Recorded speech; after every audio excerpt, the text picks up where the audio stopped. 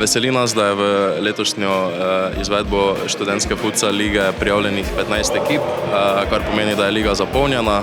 V rednem delu ekipe igrajo po sistemu vsak vsakim, po rednem delu pa potem 8 najboljših ekip napreduje v četrtfinale, ki bo letos prvič odigrano s povratnimi tekmami.